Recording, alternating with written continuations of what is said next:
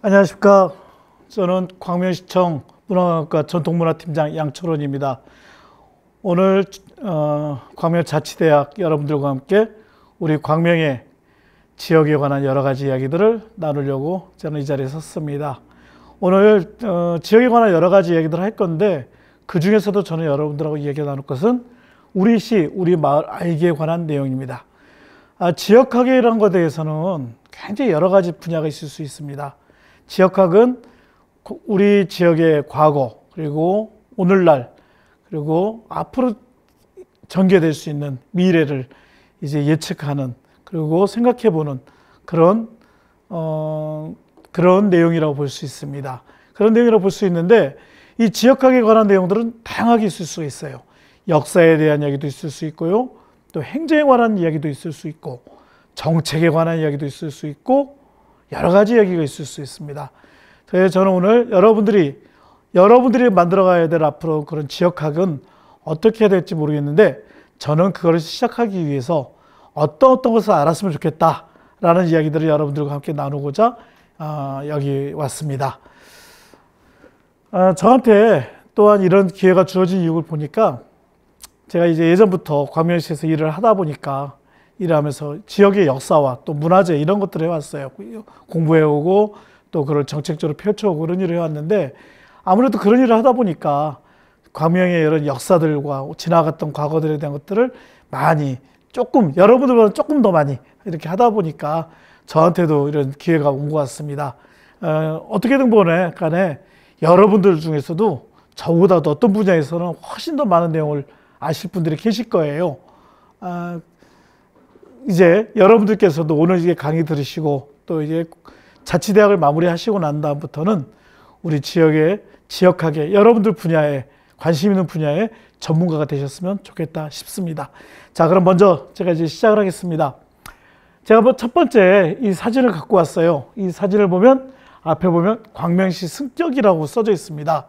여러분들이 영상을 보니까 잘 보이실지는 모르겠는데, 저 위를 보면 빨간 글씨로 뭐라 하나 써져 있어요. 숫자가 써져 있습니다. 뭐라고 써져 있죠? 1981년도 7월 1일 이렇게 돼 있습니다. 자, 저 날이 언제일까요? 무슨 날일까요? 바로 우리 광명시가 태어난 해입니다. 광명시가 태어난 1981년도 7월 1일, 그때 승격 기념 퍼레이드를 하고 있는 사진입니다. 1981년이면 우공화국 때였죠. 지금부터 약 40년 전입니다. 그래서 내년도가 2021년도죠. 내년도가 우리 광명시 40주년이 되는 해예요. 저도 저희 일하면서 몇 가지 이제 승격을 기념하는, 또 사는 것을 역사적으로 할 것을 몇 가지 사업을 준비를 하고 계속 진행하고 있는데, 내년도 40주년 때는 여러분들도 다 같이 좀 좋은 그런 각자가 기념하는 시간들이 되었으면 좋겠다 싶습니다. 여기 보시다시피 여기 사진이 있는데, 여러분들 보시기에 이 사진은 어디일 것 같습니까? 이 사진의 지금 현재 위치가, 이 사진의 위치는 광명 사거리입니다. 광명 사거리 일원이에요. 지금 우리 광명시는 광명 사거리도 있고 광명동도 있고 철산동도 있고 하안동도 있고 소화동도 있고 그리고 학원동도 이렇게 있습니다만은, 이 당시 개청할 때는 저래도 버스가 다닐만 하고 쭉 이렇게 할 수 있는 길이 많지가 않았었어요. 그래서 광명 사거리 쪽이 이렇게 좀 반듯하게 해서 길도 차도 다닐 수 있고, 그러다 보니까 그 자리에서 저렇게 그 당시에 저런 승격 퍼레이드를 할 수 있었던 것 같습니다. 여기 보면, 저쪽 보면 이제 옛날 주택은행 건물들 살짝 그 간판도 보이고 그런데, 지금 사거리에서 이쪽으로 가는 방향은 뭐냐면 개봉동 가는 방향이고, 저쪽으로 가는 방향이 광명 그 칠동 가는 그쪽 방향이라고 그럽니다. 여기 제가 지금 또 오늘 갖고 온 거는 광명시 관광 안내 지도입니다. 여러분들 어떤 지역을 알고 그러고 싶을 때는 저는 어떤 방법을 쓰냐면, 주로 어디 먼저 가면 이제 지도를 먼저 구해요. 그러니까 저의 방법은 어디 다른 지역을 가도 먼저 지도를 보고 있으면, 이 동네가 어떻게 생겼겠구나, 이 동네는 어떻게 움직이면 되겠구나 라고 하는 그림들이 좀 그려지는 것 같습니다. 그래서 저는 저의 방법을 위해서 말씀드리고자 하면서 광명시 관광 안내 지도를 한번 갖고 와봤어요. 여러분들, 우리 광명시 관광 안내 지도 보면 동서남북으로 이렇게 연결되어 있습니다. 보면 동서, 남북 중에서 보면 어느 쪽이 더 길쭉합니까? 남북이 길쭉하고 동서가 좀 짧은 편이죠. 이 모양을 갖고는 사실 초등학교에서도 학생들이 3학년에서 수업을 해요. 3학년에서 수업을 하는데 학교에서 이걸 어떻게 가르치는가 제가 한번 들어봤더니 어떤 학교에서는 이 모양을 보고 고구마 모양이다라고도 하고 어떤 학교에서는 불꽃 모양이다라고도 하고 막 그러더라고요. 근데 제가 이 내용을 비슷한 내용을 갖고 다른 프로그램에서도 이제 어르신들하고 우리 시민 여러분들하고 같이 함께 이야기를 나눈 적이 있어요. 선생님들 보시기에는 이 모양이 어떻습니까? 했더니 어떤 분이 딱 말씀하시면서 저는 이제 사실 그런 이야기 처음 그분 상상력을 봤는데 심장 모양 같다고 그러더라고요. 심장이 이렇게 딱 생겼잖아요. 그래서 똑같지는 않습니다만은 심장 모양에 닮았다라고 하더라고요. 그래서 괜찮은 것 같아요. 우리 그 몸에서 심장이 막 뛰어야지 우리가 살 수 있는 거 아닙니까? 그래서 심장 모양이다라는 거 좀 괜찮은 것 같습니다. 자, 여러분들께서는 어떻게 생각하는지 모르겠습니다. 자, 동서가 짧고 남북이 긴 모양인데요. 다른 지역 같은 경우를 보면 좀 이 모양이 도시의 모양들이 이런 것보다는 좀 약간 이렇게 둥그렇게 하든지 또 네모나게 이렇게 하면서 모양을 이렇게 갖고 있습니다. 바깥에서 산이 동네를 딱 감싸 안고 있고 앞으로 물이 강이 쫙 흘러가고 있고 그 가운데 평평한데 사람들이 살아가고 있는 모습이 보통의 도시의 모습이죠. 근데 우리 같은 경우는 조금 달라요. 우리 광명은 동쪽으로 보면 쭉 남에서 북쪽으로 올라가는 강이 하천이 있죠. 안양천이고 저 위쪽에 안양천에 만나는 곳이 광명동에서부터 이쪽으로 있는 학원동하고 연결되는 이 강이 있는데 하천이 있는데 목감천이 있습니다. 그래서 안양천이 흘러가고 있고 목감천이 가서 쾅 이렇게 만나고 있죠. 그리고 이 가운데 쪽으로 산들이 쪽 연결돼 있어요. 가운데로. 그러니까 바깥에서 둘러치는 게 아니라 산이 가운데로 있습니다. 그래서 보면 여기 도덕산, 구름산, 가악산, 서독산에서 북에서부터 남쪽으로 쭉 내려가는 산들이 연결돼 있죠. 도덕산, 구름산, 가악산, 서독산 이 네 개 산이 중앙에서 쭉 연결되고 있죠. 이 모양이 그래서 약간 계란 모양이라고 할까요? 계란 이렇게 깨트려 보면 하얀 자가 있고 흰 자가 있고 안쪽에 노란 자가 있잖아요. 그런 모습처럼 조금은 다른 데들하고 좀 다른 모양입니다. 다른 도시랑 좀 모양이 다른데 그 이유에 대해서는 제가 오늘은 좀 설명드리기 어렵고 다음에 언제 기회가 되면 우리 시에 대한 얘기를 하면서 좀 여러분하고 또 기회를 나누도록 하겠습니다. 자, 오늘은 그렇게 해서 동쪽에 안양천 그리고 서쪽에서 북쪽으로 쭉 가고 있는 목감천이 있고 가운데로 도덕산, 구름산, 가악산, 서독산이 쭉 연결되고 있는 도시라고 생각하시면 될 것 같고요. 이 모양을 보면서 여러분들이 보면 뭘 보냐면 광명시가 그렇게 생겼는데 여러분들이 사실은 동네하고 가만히 보면서 나는 어느 쪽으로 움직이고 어떤 일을 하려면 어느 데로 오는 것인가 어느 쪽으로 움직이고 하는 것들을 볼 수 있을 것 같아요. 이런 지도를 보면 여러분들이 그 자치대학의 강의를 들으시러 오시는 동네가 여기가 지금 하안동 쪽인데요. 여기가 거기 안양고개가 있고 그렇습니다. 광명동 쪽에서 오시는 분들은 여기로 오실 때 보면 광명동에서 고개를 넘어서 와서 철산동을 거쳐서 오는 거고 소화동 쪽에서 오시는 분들은 쭉 걸어 이제 남쪽에서 북쪽으로 평지를 쫙 지나오는데 그 옆에 지나오는 그 길을 보면 그 왼쪽으로 보면 저기 가악산하고 구름산 그 옆을 치고 쭉 이렇게 올라오는 거죠. 그러다가 이 고개까지 와서 여기서 여러분들이 수업을 듣고 그러실 것 같습니다. 이쪽 고개의 옛날 이름은 안현이라고 그랬어요. 안현. 그래서 옛날 그 말 안장 같은 모양이 이렇게 있다라고 해서 이 동네 이름이 안현이라고 있고요. 그 안현이라고 하는 이름을 따서 옆에 있는 여기 초등학교도 안현초등학교라고 하는 이름을 갖게 되었던 거죠. 자, 이렇게 하면서 우리 광명시가 이런 모양으로 되어 있다는 것을 말씀드렸고요. 그 중에 보면 이쪽 편이 여러분들 잘 보이실지 모르겠습니다. 이쪽 편이 광명동 쪽이고요.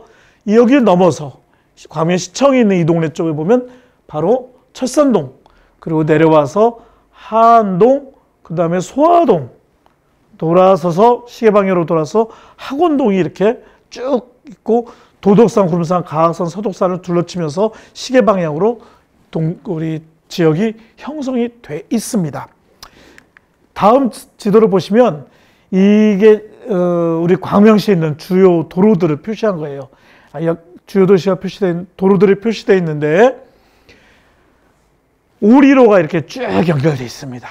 오리로가 있고 여기가 광명로가 쭉 연결되어 있어요. 여기가 제가 광명동이라고 그랬죠. 철산동. 이 두 길이 동하고 서쪽에서 쭉 연결되어 있고요. 그리고 가운데 쪽 보면 이쪽에 금화로하고 있죠. 금화로는 저 아래쪽이다. 그래서 이게 연결되어 있는 것들이면서 남과 북으로 도로들이 쭉 이렇게 연결되어 있고 동에서 서로 가운데를 가로지르는 그 도로들이 있으면서 시민들의 삶들을 시민들의 서로 연결될 수 있게 하고 있습니다.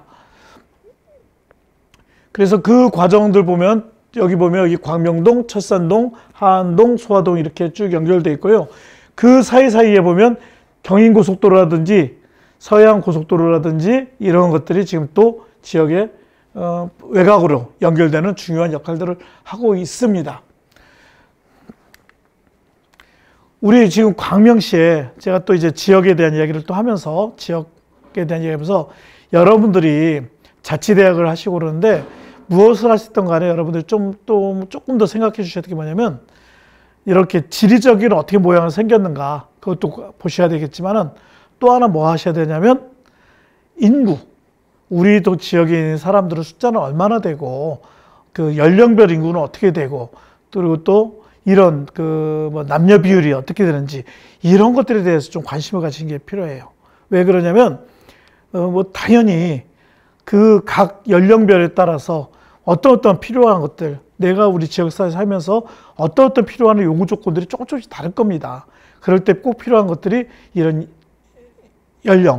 연령이라든지 인구에 대해서 연령별 인구라든지 이런 것들에 대한 것을 좀 더 여러분들이 인지하고 계시면 숙지하고 계시면 이런 여러분들이 앞으로 활동하시거나 또 지역사회에서 무슨 봉사활동 하시거나 여러 가지 활동하실 때 굉장히 또 도움이 되실 거라고 싶습니다. 지금 우리 광명시 인구가 2020년 5월 현재 기준인데요. 31만 4천 명 정도가 되네요. 예, 세대수는 12만 5,900세대니까 한 가구당 약 2.4명 정도 2.4명 정도 그쯤 돼 4명에서 5명 정도 그쯤 되는 것 같습니다. 그리고 이 각 동별로 인구를 봐서도 그리고 우리 제일 인구가 많은 동네는 여러분도 혹시 표가 보일지 모르겠어요. 현재 가장 인구가 많은 동네는 주민수이 많은 동네는 소화 2동이네요. 5만 1,000명이 거기 지금 등록되어 있습니다. 그 다음 두 번째로는 철산 3동이네요. 철산 3동이 3만 3천 명이 계시고요. 그 다음에 소화 1동이 3만 2천 명. 그렇게 해서 이 세 개 동이 일단 가장 시민들이 가장 많이 살고 있는 동네라고 볼 수 있겠습니다. 제가 지도를 다시 돌아왔어요. 첫 번째 지도로 돌아왔는데 여러분들 우리 광명에 오래 사신 분들은 좀 예전에 그런 말 들으셨을 거예요. 우리 옛날에 시민들 시장님들이나 또는 여기 시에서 말할 때 우리 광명시 이야기를 할 때 그럽니다. 35만 광명시민 여러분 옛날에 그런 얘기를 많이 했어요. 그런데 지금 보면 인구가 조금 그 전보다 줄었죠. 그 이유는 여러분도 아시겠지만 여러분도 다 짐작하시겠지만 예전에 그 인구들이 지금 최근에 재건축하고 막 하면서 그런 과정들이 있다 보니까 뉴타운하고 재건축하고 뭐 이런 과정들이 있다 보니까 지금 인구가 드러났다 좀 줄었다 하고 있어요. 제가 좀 이따가 최근 몇 년 사이의 인구 변화도 좀 보여드리겠습니다. 제가 여기 다시 이 지도를 보여드리는 이유가 광명동 쪽이 예전에는 이랬어요.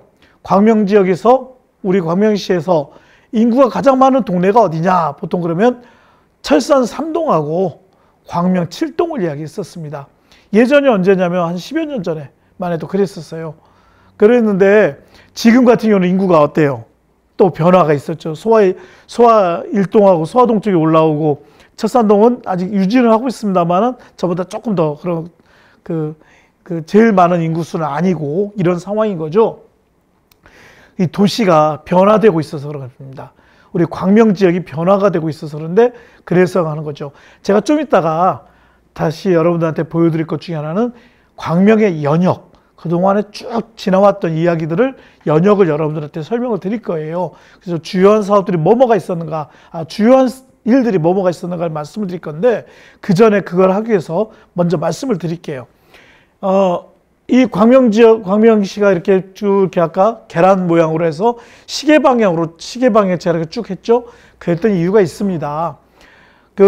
옛날로 따지면 조선시대 때로 가면, 그리고 일제 때라든지 50년대까지만 가면 광명 지역이, 우리 광명시에서 중심지가 됐던 동네는 어디였냐면 저기 서면초등학교 있는 소화동 있죠? 그쪽이 중심지였어요. 근데 그때는 아직은 이제 뭐 우리나라가 막 현대화되고 지금같이 인구가 많지 않은 시기이기 때문에 주민들이 많았다 해도 그렇게 뭐 아주 지금처럼 막 부쩍부쩍하고 그런 건 아니었던 거죠. 자, 그러다가 그 세월이 한참 되어서 근현대화가 되면서 산업화가 되고 그러면서 우리 광명 지역이 변화를 하는데, 아까 광명 7동하고 철산 3동이 인구가 많았다고 했지 않습니까? 자, 그 이유가 뭐냐면 처음엔 저쪽 광명동 지역이 개발을 막 해요. 개발하면서, 그러니까 개발이 되니까 사람들이 모여서 살게 됩니다. 그 모여서 살게 되면서 바로 그쪽 동네로 점점 사람들이 몰려서 살게 되면서 그 과정으로 광명 7동도 인구가 많아졌던 것이죠. 그러고서 그 다음 단계로, 그때가 언제냐면 보통 우리가 70년대부터 해서 80년대 초까지라고 보시면 될 것 같아요. 그러고 나서 80년대 초부터 해갖고 80년대까지 그 내내 이 철산동 지역이 또 많이 아파트가 들어서고 뭐 변화가 막 생깁니다. 그 변화가 생기는 과정 속에서 철산동 지역에 또 사람들이 몰려 살게 되죠. 그래서 먼저 처음에는 광명동, 다음에는 철산동 이렇게 했고요.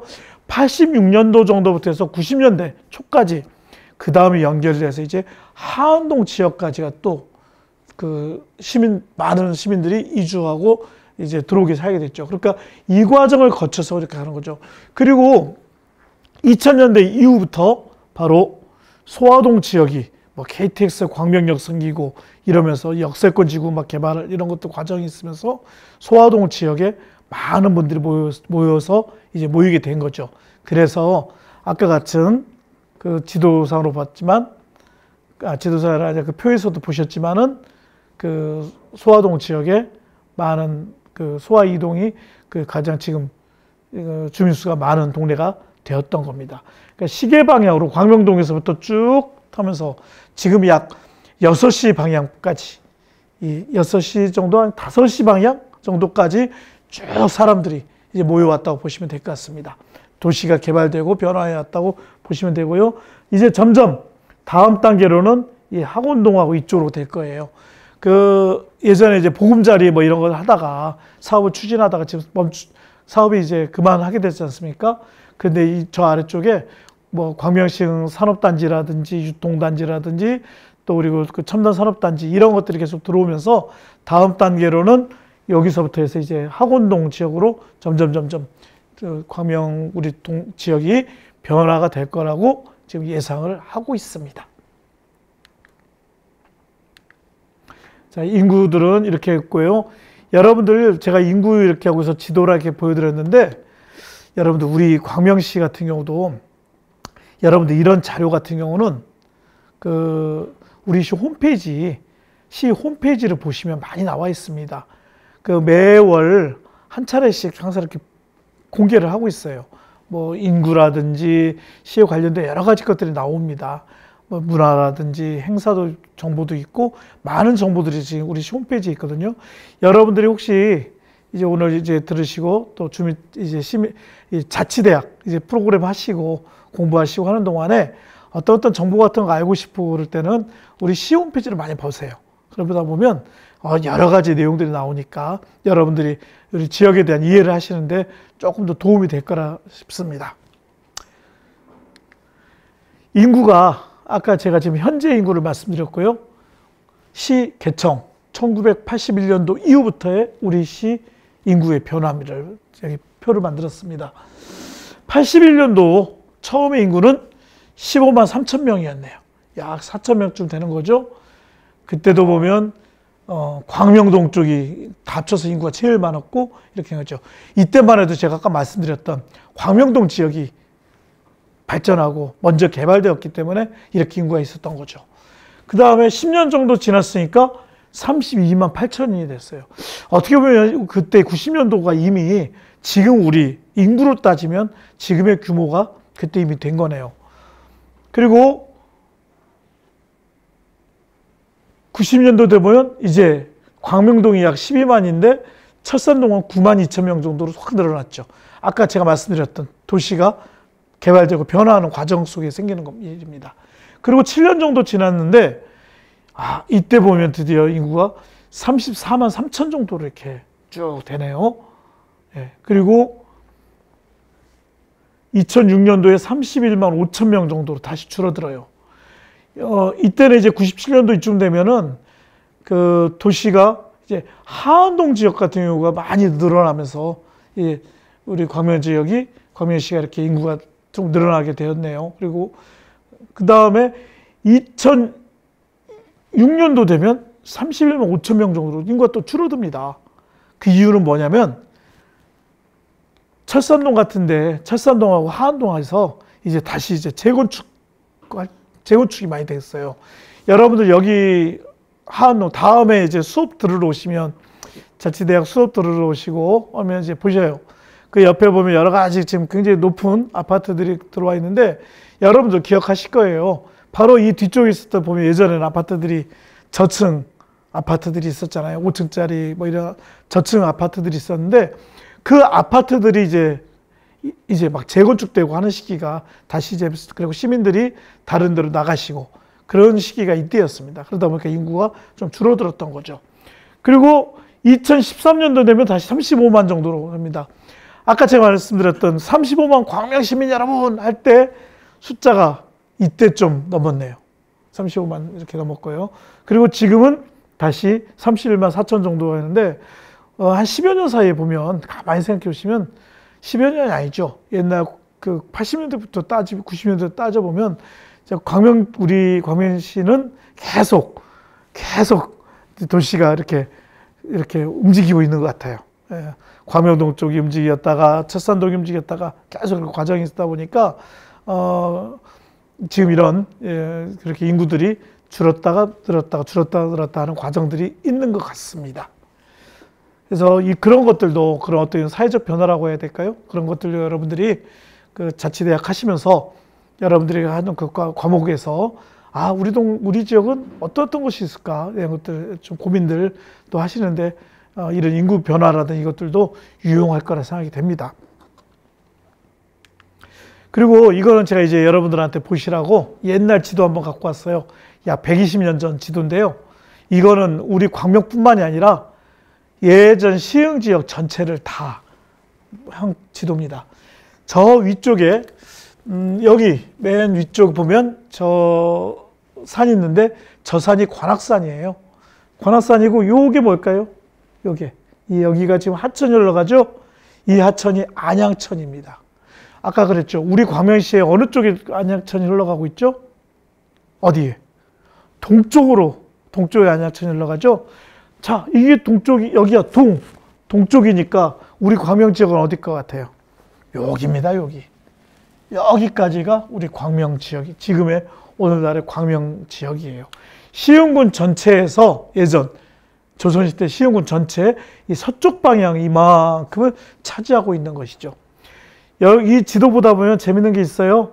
여러분들 여기 운봉이라고 하는 표시가 있습니다. 이게 조금 화면을 확대하다 보니까 좀 찌그러졌어요. 여러분들 잘 안 보일 건데 여기 한문으로 운봉 써져 있어요. 운봉 뭘까요? 구름산입니다. 구름 문자에 봉우리 목자 해서 지금 우리가 구름산이라 부르고 있는 산도 그 당시에는 운봉이라고 하는 이름으로 표시가 되어 있습니다. 그러니까 옛날에도 120년 전에도 우리 광명 사람들이 생각하기에 광명시의 주산은 구름산을 생각했던 것 같아요. 그러니까 다른 산보다는 운봉을 표시한 걸 보니까 그런 것 같습니다. 그리고 여기 보면 뭐 광화대리, 광명리, 하평리, 뭐 가리대리, 안현리, 뭐 유릴리 그런 표시가 있어요. 소아리도 있고요, 일직리도 있고 뭐 있습니다. 그래서 오늘날 우리 쓰고 있는 이름들 거의 그대로 다 쓰고 있거든요. 예, 그래서 요 라인만 이만큼 이 부분이 우리 광명 지역이고요. 이쪽이 지금 이제 구로구, 금천구 되고 뭐 저기 관악구 되고 영등포구 된 동네예요. 그래서 구로리, 뭐 가리봉리, 봉천리, 상도리 뭐 이런 것들 이름들이 여기에 쭉 적혀 있습니다. 그래서 옛날 지도 한번 보시고 아 이쪽 동네가 옛날에 이랬겠구나 한번 보시라고 제가 갖고 온 거고요. 요거는 그 후에 시흥군 시대 때 있던 그 지도예요. 광명 출장소하고 서면이 있네요. 이 자리가 지금 시흥군 전체에서 우리 광명시가 된 동네입니다. 제가 좀 이따가 그 연역 이야기 드리면서 설명드릴게요. 근데 여기 보면 시흥군 인구가 16만 1000명인데 우리 광명시 인구가 얼마인가 봅시다. 이게 10,000명이에요. 광명 출장소 있는 광명동 쪽이 43,000명. 서면 요 아래쪽 소화동 쪽의 인구가 2만 명이네요. 그래서 6만 3천 명이 여기서 다 있어요. 16만 명 중에서 6만 3천 명 정도가 우리 광명 지역에 옛날에 살았던 것이죠. 그래서 요 지도는 70년대 시흥군 전체 보여주는 지도고요. 그 당시 인구 분포를 말하고 있습니다. 요거는 여러분들 지도가 좀 작아서 더 잘 보일지 안 보이실지 모르겠어요. 여기 보면 여기 서면이라고 표시가 되어 있는데 안 보이실 것 같아요. 여기 구름산이 있습니다. 가학광산이 있고요. 여기까지가 우리 광명 지역을 말하고 있어요. 아까 시흥군 전체에서 여기 보면 철산리 있고요. 도덕산 있고 광명리가 있고요. 노은사리, 뭐 한리, 소아리 이렇게 있는데 이때 보면 여러분들 지도를 보실 때 보일지 모르겠습니다만 길이 이렇게만 돼 있네요. 길이.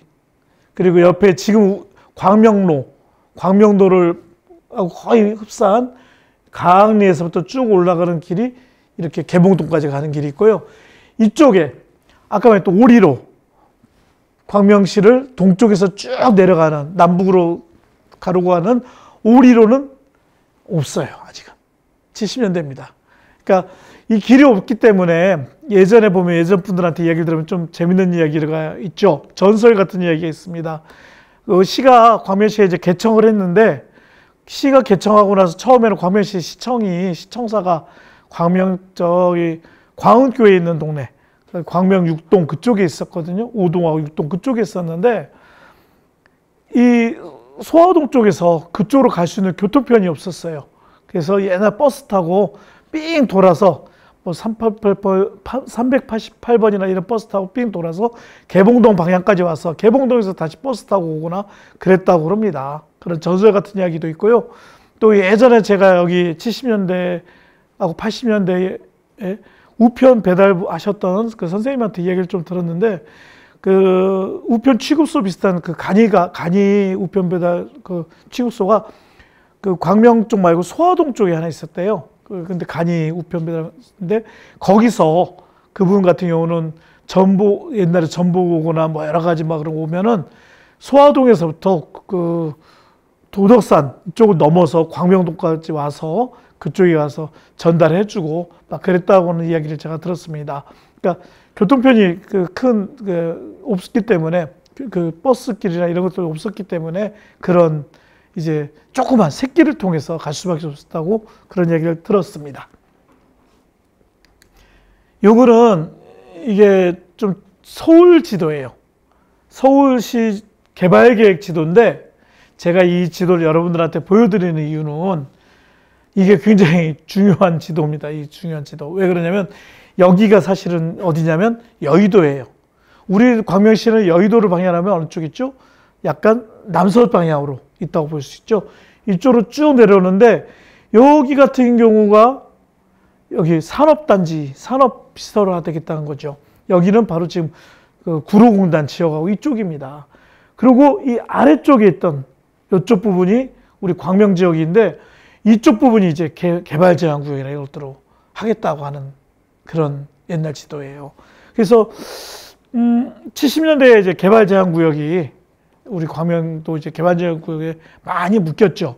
근데 그 당시만 해도 우리 이제 시 광명이라든지 또는 경기도에서 개발 계획이 아니라 서울 중심으로 되다 보니까 서울의 계획에 따라서 우리는 약간 이렇게 계획이 이렇게 됐던 것이 많았어요. 자, 이따 연역을 말씀드리면서 여러분들한테 설명 좀 더 드리겠는데, 그러니까 이런 지도들을 보시면 지금의 어떻게 보면 큰 틀을 만들었던 지도일 수도 있지만 우리 광명시 입장에서는 뭐랄까 좀 오늘날에 우리가 약간 좀 시가 좀 더 변화하고 우리가 주도적으로 뭔가 발전하는 데서는 조금 어려움을 겪게 만들었던 그런 것을 말해주는 지도라 제가 이거 한번 여러분들한테 보여드리는 것입니다. 우리 광명 지역이 이쪽이에요, 이쪽. 예. 이제부터 제가 여러분들한테 이제 말씀드릴 내용은 60년대부터 해서 오늘 요즘까지 우리 광명 지역에 그동안 있었던 어떤 흐름을 쭉 한번 설명을 드리려고 합니다. 제가 되도록이면 보면서 여러분들 자치대학에서 하시는 지금 수강 과목에 맞게 어떤 그 상황들에 대한 것을 좀 설명을 좀 넣고는 했는데, 얼마나 여러분들한테 도움이 될지는 제가 모르겠습니다만 한번 쭉 한번 하면서 이 말씀을 드릴게요. 아까 제가 앞부분에서 쭉 여러분들한테 이야기 드렸던 그런 내용들도 다시 한번 또 여기서 짚고 갈 것입니다. 63년도에 9월에 건설부에서 그 당시 건설부가 고시를 하는데 광명리와 첫산리를 서울시 도시계획 하는데 편입을 시켰습니다. 광명리하고 첫산리. 아까 광명에서 산업화되고 현대화되면서 가장 먼저 사람들이 모여 살았던 곳이 광명동이라고 그랬잖아요. 자, 63년도에 저런 계획이 있기 때문에 따라서 그 동네가 변화가 있었던 거예요. 그래서 광명리와 첫산리에 서울시 도시계획에 편입이 되었던 거고요. 이 계획이 점점 진행되다가 그 68년하고 72년 사이에 개봉 택지 개발이라고 하는 사업이 벌려요. 그 개봉 택지 개발은 어디냐면 개봉동하고 우리 광명동이 들어와서 광명 약 1, 2, 3, 4동 그쪽 지역, 목감천을 넘어 들어와서 하는 그 지역을 개발해서 택지를 개발하는 그 사업이었습니다. 그래서 우리 그때 이 계획에 따라서 광명동이 사람들이 모여서 살게 되었던 것이죠. 이쪽이. 그리고 70년도에 보면 사람들이 모여 사니까 서면에서 이 광명 출장소라고 또 새로 독립적으로 행정을 처리하는 광명 출장소가 생기고 약 9개의 마을이 생깁니다. 구리가 설치가 되는데 여러분들 혹시 저기 경륜장, 광명 돔 경륜장 있는데 가보시면 거기 버스 정류장에 보시면요. 그 버스 정류장의 이름이 원광명이라고 돼 있어요. 원광명이라고 돼 있으면서도 또 옆에 적혀 있는 게 뭐라 적혀 있냐면 삼리라고 하고 적혀 있습니다. 그 옛날에 이 시기에 원광명이었던 그 동네가 삼리였기 때문에 지금도 삼리라고 하시는 분들이 있고 거기 안에도 그렇게 조그맣게 삼리라고 해서 그 버스 정류장 이름을 하는 경우가 있습니다. 지금도 그러고 있어요. 그리고 사람들이 모여 사니까 이제 뭐 이렇게 물건도 팔고 그래야겠죠. 70년도에 광명시장이 개설되었습니다.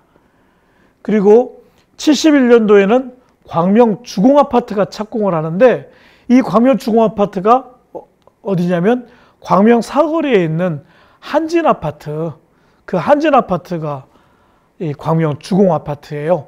그때는 이제 저층 아파트가 있다가 지금은 이렇게 다 또 이제 새롭게 변화해서 한진아파트로 재건축을 하게 되었습니다. 옛날 사진을 보면 이거 할 때 보면 광명주공아파트가 착공하고 그럴 때 그 당시 국무총리, 뭐 정일공 국무총리 이런 사람들 와갖고 이렇게 테이프 커팅하고 그런 사진들도 지금 남아 있습니다. 그러니까 굉장히 그 오래된 아파트였던 거죠. 그리고 71년도부터 이 그린벨트 정책이라는 게 생겨요. 이 그린벨트 정책이 생기면서 했던 게 뭐냐면 아까 말씀드렸듯이 우리 광명 지역의 상당 부분들이 다 그린벨트에서 개발 제한으로 묶이게 됩니다. 그러면서 여러 가지 힘드셨죠. 그 당시 계셨던 분들이 집에 있는 조그만 외양간 하나 고치는데도 못하게 하고 장독대 하나 하는 것에도 여러 가지 어려움을 갖고 막 그런 문제들이 많았는데 이 개발 제한 구역이란 게 어떻게 보면 지금 우리나라가 이렇게 산이 푸르러지고 그 자연이 그나마 보존될 수 있었던 아주 중요한 또 그런 좋은 정책이면은 그런 장점이 있는 정책이면은 틀림없으나 또 어떤 부분에서는 너무 이렇게 제한을 하는 바람에 그 시민들의 삶에 어떤 불편함을 끼치고 있고 지금까지도 우리 광명시 같은 경우가 좀 도시를 좀 개발하고 그런 데서 좀 어려움을 주는 그런 좀 장단점이 있는 것 같아요. 그러니까 모든 정책이 뭐 이게 좋고 이게 나빠 뭐 그런 건 아니고요. 이런 것 같은 경우는 개발 제한 구역은 71년도부터 시작하면서 우리한테는 장점도 주었지만 또 어떤 부분에서는 우리한테 단점도 줬다라는 것 때문에 말씀을 드린 겁니다. 그리고 73년도에서 영등포구와 시흥구 사이 도시구역 정리 사업이 되는데 이때 도시구역이 정리되면서 저희 보면 직강화라고 적어놨죠. 저 직강화는 어디냐면 목감천이에요. 목감천. 그러니까 영등포 개봉동 쪽하고 우리 광명동 쪽하고 도시구역을 좀 새롭게 정리를 했던 게 73년입니다. 그리고 목감천이 옛날에 보면 지도를 보면요. 이렇게 막 이렇게 삐뚤삐뚤해요. 이렇게 삐뚤삐뚤해요. 뱀 흘러가듯이 이렇게 갔는데 이때 하면서 지금처럼 이렇게 쭉 이렇게 타원형으로 지금의 모양을 그때 어느 정도 잡았습니다. 지난 몇 주 전에 비가 엄청 많이 왔었는데 그때 만약에 옛날 같았으면은 저런 사업들이 없고 그랬으면 지금 뭐 그 주변이 난리가 났겠죠. 물이 넘치고 난리가 났을 건데 다행히 그날도 보니까 물이 엄청 많이 올라왔습니다만은 그 직강화하고 또 그리고 차수벽 같은 거 올리고 그리고 배수 펌프장 같은 거 많이 만들어 놔갖고 자연에 잘 빠져서 뭐 큰 사고 없었던 거에 참 다행인 것 같습니다.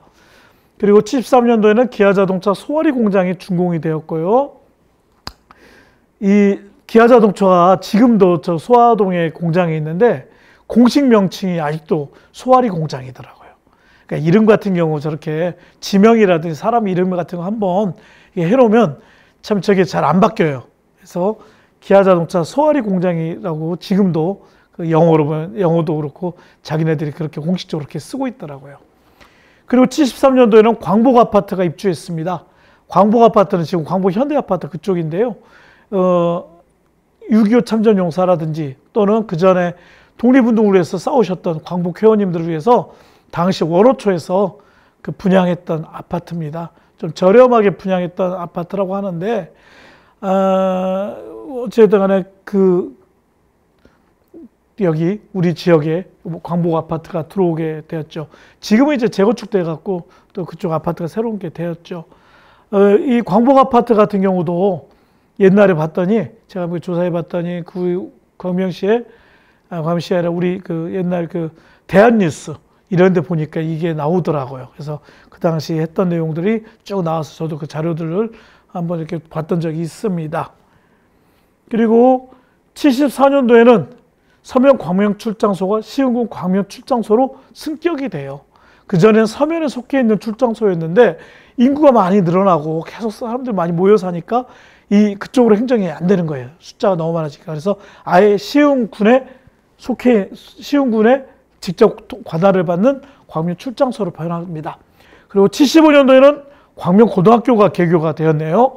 그리고 76년도에는 광명 출장소에 7개 분소가 설치가 되었습니다. 자, 그리고 77년도에는 대홍수가 났고, 이 안양천이 아주 막 범람해갖고 큰 사고가 났던 사건이 있었던 거였고요. 79년도에 이제 드디어 서면 지역이 소화읍으로 승격이 됩니다. 서면 지역은 어디냐면 지금 소화동 지역이에요. 소화동 지역인데 이때 79년도에 소화읍으로 승격을 한 거죠. 그러니까 시흥군 안에 소화읍이 있고 광명 출장소가 이렇게 있는 거예요. 그리고 80년도 되니까 철산리 위성도시 계획이라는 게 정부에서 발표를 해요. 그러니까 이 사업에 따라서 나온 게 철산주공 2, 3단지하고 하암본이 1, 2단지, 제가 아까 처음 말씀드렸던 그 재건축된 동네들, 여기 경찰서 앞이라는 이쪽에 있었던 아파트들이 이 철산리 위성도시 계획에 따라서 만들어진 겁니다. 그리고 81년도에 돼서 드디어 소아읍하고 아까 광명 출장소 이 두 동네를 합쳐서 광명시가 81년도 7월 1일 날 광명시로 개청을 하게 되었던 것이죠. 그리고 그 후에 광명시가 처음 이제 개청하고 나서는 그 당시는 국민은행 자리, 광명동에 있는 국민은행 그쪽에 광명시 청사가 있었고요. 이 시기만 해도 이제 막 광명시가 이제 기틀 잡는 거를 막 했던 시기라고 보시면 될 것 같습니다. 82년도에 서울시립 근로자 종합복지관이 개관되었죠. 여러분들 공부하시는 평생학습원 바로 옆에 아직 이 근로자 종합복지관이 아직도 있죠. 예, 아직 있는데 지금 그 시에서도 여러 가지 고민도 많이 하고 여러 가지 시민들의 뜻과 이런 것들 모아서 하고 있죠. 거기가 이제 서울시 부지입니다. 서울시 땅, 서울시 소유 땅으로 되어 있는데 그 이유가 저런 철산 위성도시 계획이나 이런 걸 하면서 우리 시 같은 경우가 서울시 계획이나 이런 것들을 그 정부에서 서울의 배후로 존재하는 걸 큰 목표로 삼았기 때문에 그 옆에 구로공단에 있던 근로자들, 노동자들을 위한 종합복지관이 필요하다라고 해서 서울시 복지관으로 이렇게 된 거예요. 그러니까 그러다 보니까 지금 벌써 40년이 지났는데도 우리가 그 자리를 어떻게 정말 우리 시민을 위해서 쓰고 싶지만 아직까지도 서울시하고 잘 그 협의를 하고 있는 그런 단계인 거죠. 그러니까 하나의 정책과 이런 것들이 되면 그 진행되는 과정 속에서 몇십 년을 거쳐서 그 우리한테 여러 가지 영향을 미치고 있는 것을 이거하고 아까 그린벨트 개발제한구역을 보면 알 수 있는 것 같아요. 그러니까 어떤 정책을 하는 거더라도 항상 이제 신중하게 그리고 또 먼 미래까지 바라보고 이제 계획을 짜고 어떤 실행하는 것이 굉장히 중요하다라는 생각이 듭니다. 오늘 지금 하고 있는 이 지역학이라는 것도 지역에 대한 내용을 알고자 하는 것도 우리의 미래를 좀 더 잘 알고자 하는 거니까 이걸 보면서 우리가 또 생각할 수 있겠죠. 우리들이 어떤 정책을 하고 어떤 것들을 공부하고 어떤 것들을 해야지 시민들과 함께 나눠야지 다음에 진짜 30년 후, 40년 후에 우리한테도 시민들하고 얼마나 좀 좋게 될 것인가에 대한 고민들을 하는 게 하고자 이렇게 지역학이라는 이름을 갖고 이렇게 여러분들하고도 이야기를 나누는 것 같습니다. 그리고 84년도에 이제 시청이 이전을 하게 되었고요. 85년도에 재밌는 운동이 하나 있네요. 호적 옮기기 운동을 합니다. 이제 광명시 시민이 되었으니까 우리 광명시는 외부에서 많은 분들이 오셨잖아요. 전국 각지에서 많은 분들이 모여서 우리 광명시에서 그 시민으로서 살아가고 있는데 이때 사람들이 그렇게 생각하셨나 봐요. 우리 동네에 이제 광명을 고향으로 만들자. 그런 생각을 하셨던 것 같아요. 그래서 호적을 한번 옮기자라는 운동들을 이 당시에 하셨던 분들이 있었습니다. 그래서 그런 게 있어서 제가 여러분들한테 소개를 이렇게 말씀을 드리는 거고요. 근데 이때까지 해서 또 재밌는, 제가 여기 기록을 안 했습니다만 또 하나의 또 일이 있어요. 광명시 서울시 편입운동이 85년까지 이루어집니다. 그러니까 우리 광명시가 경기도 광명시가 되었지만은 시민들 입장에서는 어떤 분들에게서는 우리 다 서울로 출퇴근하고 서울시 도시계획도 하고 모두 다 했는데 우리가 여기 있을 보다는 서울시로 더 편입하고 들어가는 게 낫지 않겠냐라고 생각하셨던 분들도 계셨던 것 같아요. 그래서 이때까지 서울시 편입운동을 하셨던 분들도 계셨습니다. 근데 뭐 그분들은 어떻게 보면 이해할 수 있죠. 우리 전화번호도 다 공이 다 쓰고 있고 서울로 대부분 진짜 많이, 지금도 많이 그러시지만은 출퇴근도 많이 하시고 서울하고 이렇게 연접돼 있고 그러니까 서울에 한 뭐 하자라고 하는 생각도 하셨던 분들 계셨던 것 같아요. 그러니까 이때까지만 해도 아직까지 시가 전반적으로 막 좀 아직 정착이 되고자 하는 그런 과정에서 있었던 여러 가지 일이었던 것 같습니다. 그리고 86년도에 새마을시장, 지금 작은 시장이라고 우리가 통칭하고 있는 새마을시장이 개설됐고요. 86년하고 87년도에 철산 상업지구 개발 및 철산 12, 13단지가 입주가 됩니다. 그리고 86년하고 91년도 사이에는 광명 67동하고 소호동의 토지구획 사업이 이루어진 거죠. 자, 아까 70년대 서울 그 개봉 택지 개발로 해서 광명 1, 2, 3, 4동 쪽은 택지 개발을 했어요. 그런데 그 후에 이제 좀 못하고 있다가 이때 돼서 86년도 이때 되면서 광명 6동하고 7동 쪽에 이제 개발을 하게 된 것입니다. 그 여러분들 광명동 사시는 분들은 좀 아실지 모르겠는데 광명 1동 쪽하고 2동하고 3동하고 4동 쪽을 보시면 길이 좁아서 그렇지 구획 정리들, 골목이라는 것들은 반듯반듯한 형태예요. 요즘에 이제 길이 반듯하면서 큰 길이 반듯해야지 반듯한 느낌이 들 건데 그 광명 2, 3, 4동을 보면 골목을 가만히 보시면 골목 자체가 좀 반듯한 이렇게 구역이 정리되어 있습니다. 그 이유가 뭐냐면 아까 70년대에 그때 개발하면서 이렇게 된 거였어요. 동네를 잘 구분하면서 그런 식으로 택지 개발을 한 거였죠. 그 후에 이제 있다가 6, 7동은 이때로부터 다시 이제 하게 된 거죠. 여러분들 또 그 보면 한진 아파트 그 뒤쪽에 있는 5동 같은 경우는 또 조금 좀 이런 거하고 조금 더 분위기가 좀 달랐던 것 같아요. 그래서 보면 저도 5동에도 한때 살고 그랬습니다만은 5동 같은 경우는 보면 골목들이 좀 이렇게 아직도 옛날 같은 그런 그 골목들이 반듯하지 않고 이렇게 언덕도 있고 그런 동네들이 있어요. 그래서 어떻게 보면 지금은 외라도 그 5동에 그런 약간 좀 이렇게 좀 동네들이 좀 이렇게 그 약간 불규칙하게 돼 있고 골목이 돼 있는 게 외라도 요즘에 또 정감 있다고 그래갖고 또 좋아하시는 분들도 있습니다. 예. 근데 어쨌든 간에 86년하고 91년도 이때쯤에서 광명 6, 7동하고 소화동 토지구획 사업이 진행되면서 이걸로 해서 이제 7동에는 중앙하이츠 아파트라든지 이런 것들도 이때 이제 건축할 수 있는 계기가 된 거죠. 그리고 87년도 되면 광명 복지관이 개관되고 89년하고 92년도 사이에는 하안동 이제 하안지구 주공 아파트들이 입주를 하게 됩니다. 지금 1단지부터 쭉 있는 13단지 있는 하안지구의 주공 아파트들이 이때 입주를 하게 된 겁니다. 그리고 90년도부터 3월부터는 이제 인구가 늘어나니까 하안동이 하안 1, 2동이 분동되고 2동이 2동하고 3동으로 분동된 과정이 있었고요. 90년도에는 아파트형 공장이 입주가 되네요.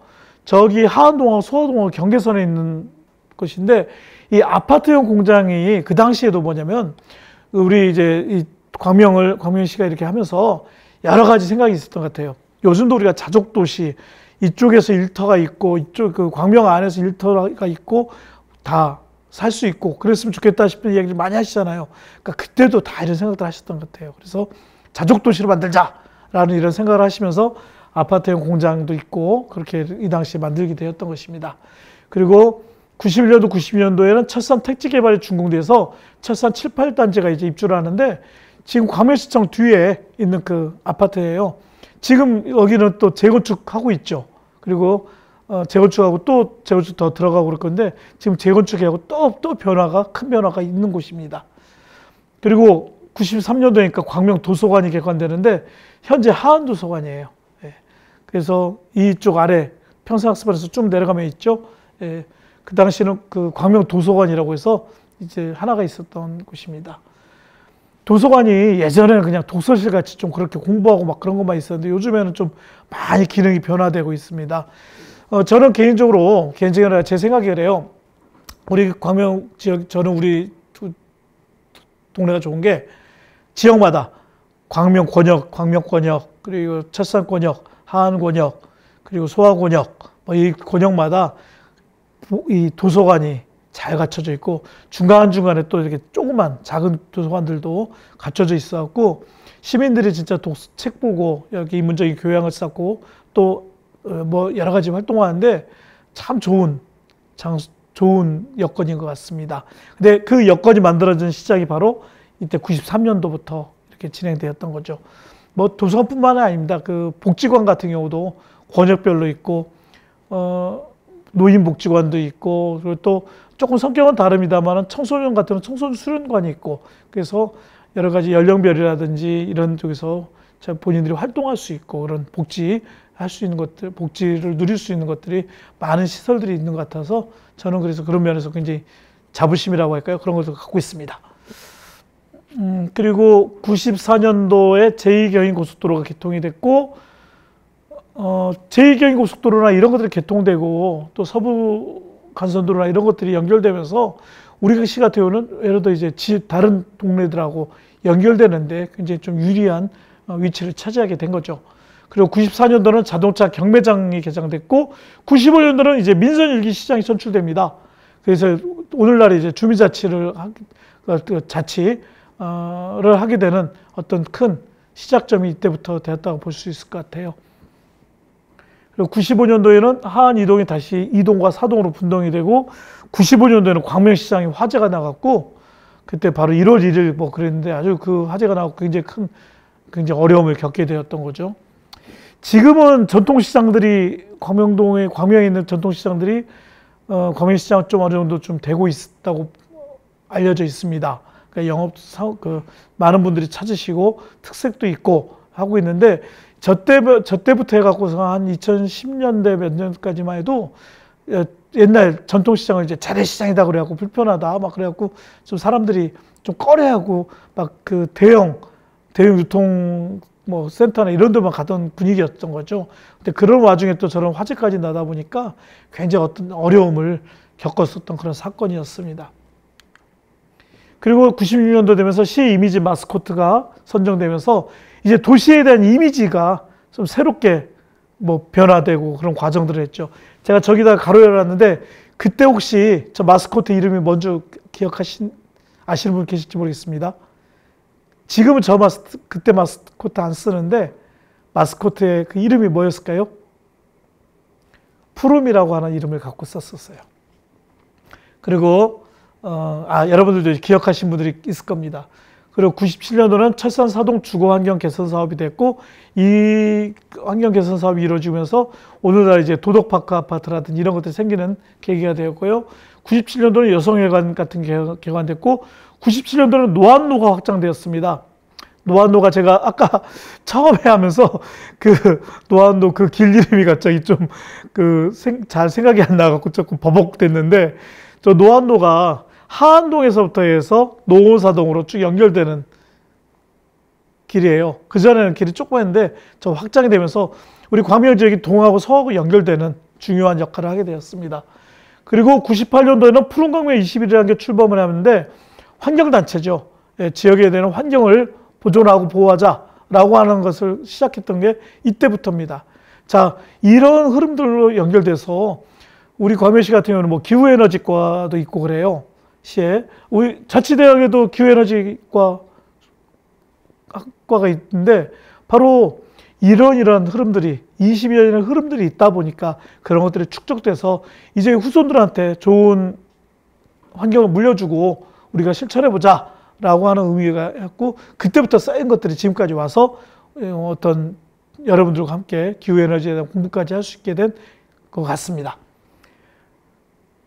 99년도는 평생학습센터가 개관되었고, 평생학습도시 선언을 했는데, 평생학습센터, 지금 평생학습원이죠. 평생학습센터가 개관이 되었습니다.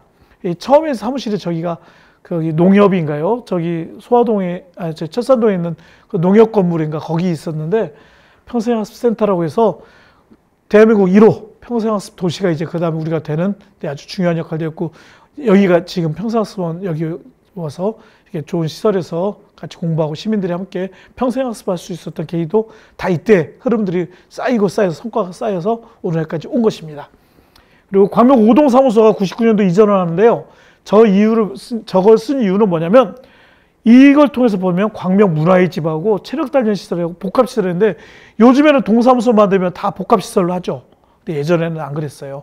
그러다가 이때부터 광명 5동 사무소를 이전을 하면서부터 동사무소를 복합화하는데 첫 번째 시작을 한 것입니다. 그리고 쭉쭉 내려가서 하안사동도 주민자치센터 시범 운영이 되고요. 2000년도에는 지하철 7호선이 개통이 됩니다. 지하철 7호선이 개통되면서 더 서울하고 우리가 더 가까워지게 되었죠.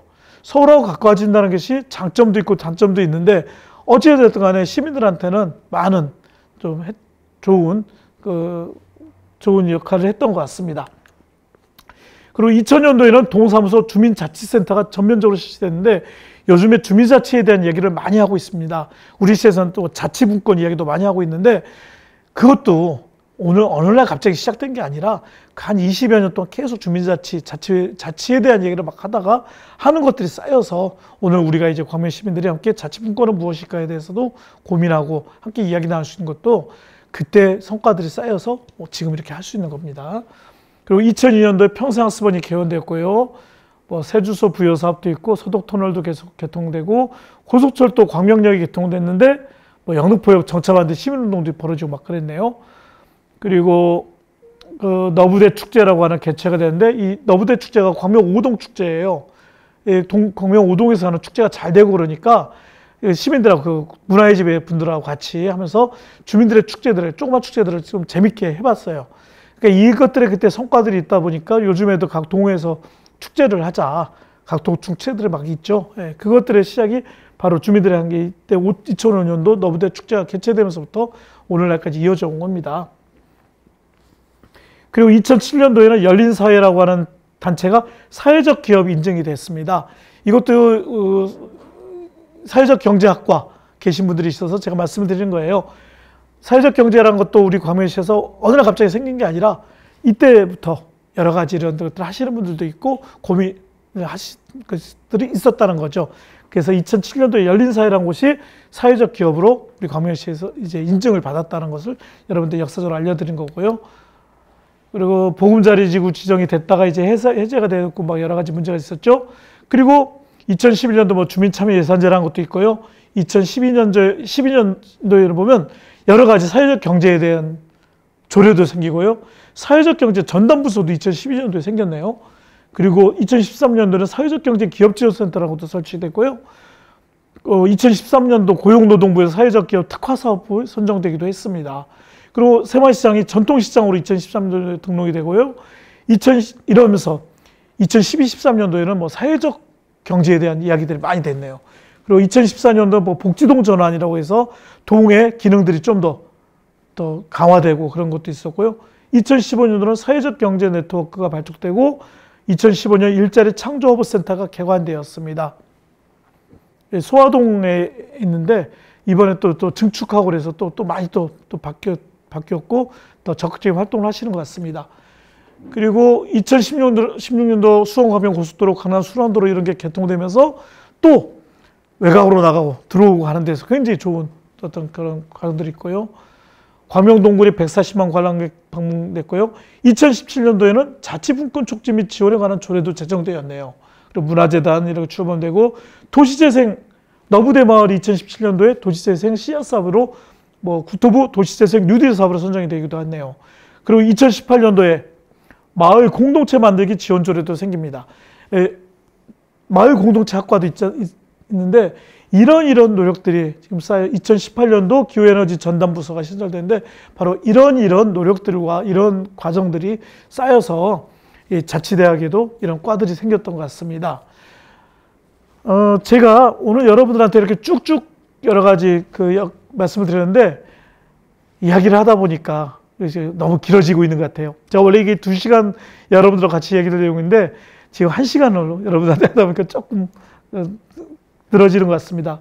그래서 이런 영역들을 말씀드린 건 뭐냐면 우리 여러 가지 자치대학이 생긴 거라든지 우리 오늘날의 광명시의 모습을 만들고 있는 여러 가지 것들이 어느 날 갑자기 뚝 생긴 것이 아니라 바로 이런 역사적 과정들을 통해서 쌓여서 했다는 것을 다시 한번 말씀드리고자 이렇게 보여드린 거고요.